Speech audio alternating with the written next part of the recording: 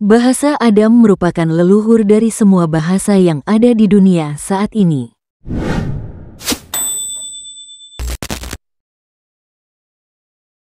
Assalamualaikum warahmatullahi wabarakatuh. Bahasa merupakan cara komunikasi yang diperlukan oleh umat manusia untuk dapat bersosialisasi sesama manusia lainnya. Di sisi lain, bahasa juga digunakan untuk menyampaikan pemikiran, ide, dan informasi melalui simbol-simbol, suara, atau gerakan yang dapat dipahami oleh penerima. Bahasa juga dapat disampaikan dalam bentuk lisan atau tertulis. Adapun perkembangan bahasa saat ini sudah semakin luas, di mana saat ini total bahasa sudah mencapai 7.117 bahasa, diambil dari data yang diperbarui pada tanggal 26 April tahun 2023 oleh World Economic Forum. Setiap negara setidaknya memiliki bahasa dengan ciri khasnya tersendiri, termasuk bunyi, tata bahasa, dan penggunaannya. Dengan bahasa maka akan mempermudah proses interaksi yang terjadi antar manusia, sehingga sangat dianjurkan untuk menggunakan bahasa yang dapat dipahami oleh lawan bicara kita. Menurut ahli arkeologi UI, Dr. Ali Akbar, jika mengikuti teori penciptaan maka awal mula bahasa dapat ditelusuri pada saat masa Nabi Ibrahim atau sekitar 1800-an sebelum Masehi, atau pada masa Mesopotamia, dan bangsa tersebut merupakan yang pertama mengenal huruf atau aksara. Tentunya hal tersebut sangatlah menarik untuk diteliti tentang bagaimana perkembangan bahasa dari zaman Nabi Adam hingga saat ini. Sejarah akar bahasa-bahasa dunia ini sangat banyak. Sehingga persoalan kapan kemunculan bahasa pertama kali telah menjadi topik perdebatan sejak berabad-abad silam. Sudah banyak para peneliti yang mencoba menguak asal-muasal bahasa, namun pada akhirnya hanya kebuntuan yang ditemui. Dari hipotesis-hipotesis yang ada, tidak ada satupun yang terbukti apalagi sampai dijadikan acuan secara pasti. Sehingga perdebatan ini seolah-olah hanya perbantahan soal anggapan-anggapan tanpa bukti. Memang harus diakui, banyak faktor yang menyebabkan sulitnya penelitian soal bahasa ini dilakukan. Salah satu faktornya adalah banyaknya hipotesis dan teori yang melatar belakangi kemunculan bahasa. Mulai dari pandangan sejarah, agama, mitologi, dan masih banyak lagi.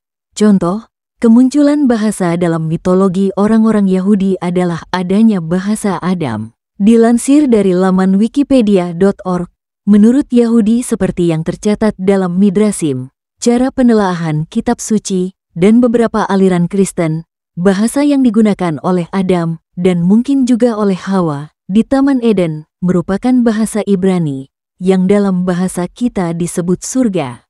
Ia secara beragam diinterpretasikan sebagai bahasa yang digunakan oleh Tuhan untuk menunjuk kepada Adam, bahasa ilahi, atau bahasa yang ditemukan sendiri oleh Adam, yang digunakan untuk menamakan semua benda, termasuk Hawa, sebagaimana dalam kitab Kejadian.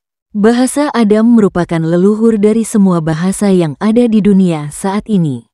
Bahasa ini bertahan hingga sebelum terjadi peristiwa banjir Nabi Nuh. Sesudah banjir, bahasa Adamik terpecah menjadi banyak bahasa.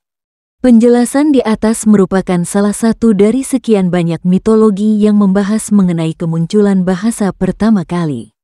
Belum lagi ketika asal-usulnya ditarik kepada pembahasan manusia prasejarah, di mana bahasa manusia pertama kali menggunakan suara-suara teriakan, dan seterusnya, senada dengan apa yang tertulis di dalam kitab Kejadian. Kitab Umdatul Qori milik Syekh Badruddin Al-Aini yang menjadi syarah dari kitab Sahih Al-Bukhari. Beliau juga menjelaskan hal yang sama mengenai bahasa pertama kali yang digunakan Nabi Adam alaihi salam. Mengapa harus bahasa Nabi Adam yang dibahas? Karena Nabi Adam seperti yang telah kita ketahui, merupakan manusia pertama yang mendiami bumi.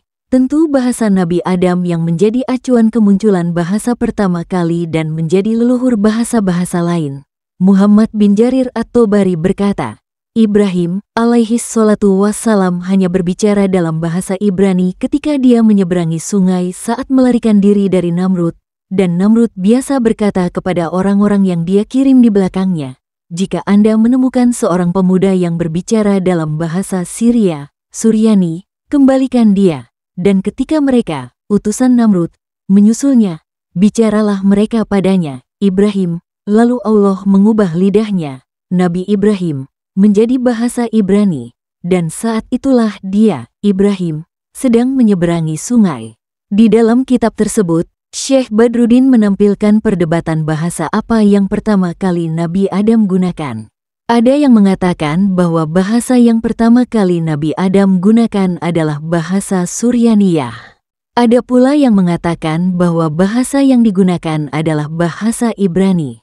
Namun demikian, terlepas dari itu semua, sebenarnya Nabi Adam menguasai seluruh bahasa yang digunakan oleh manusia yang ada di bumi. Mungkin termasuk bahasa Jawa, Madura dan bahasa lain yang ada di Nusantara juga beliau kuasai. Sang moyang juga menuliskan bahasa-bahasa tersebut di tanah serta bebatuan, sehingga anak keturunannya menemukan dan menggunakan bahasa tersebut. Tidak heran kiranya kalau bahasa yang kita temui di tiap belahan dunia berbeda-beda. Lebih lanjut dalam kitab Umdatul Qori, dan Nabi Adam alaihi salam berbicara bahasa Syria, dan begitu pula anak-anaknya di antara para nabi dan lainnya, kecuali bahwa Ibrahim alaihi salam mengubah bahasanya menjadi bahasa Ibrani ketika dia menyeberangi sungai, yaitu sungai Efrat seperti yang telah disebutkan, dan dia mengubah bahasa putranya Ismail alaihi salam, karena dia biasa berbicara dalam bahasa Arab. Pendapat lain mengatakan awal bahasa Nabi Adam alaihi salam, dikatakan bahwa Nabi Adam alaihi salatu wassalam pada mulanya berbicara dalam bahasa Arab, dan ketika dia turun dari surga ke bumi, bahasanya diubah menjadi bahasa Syria.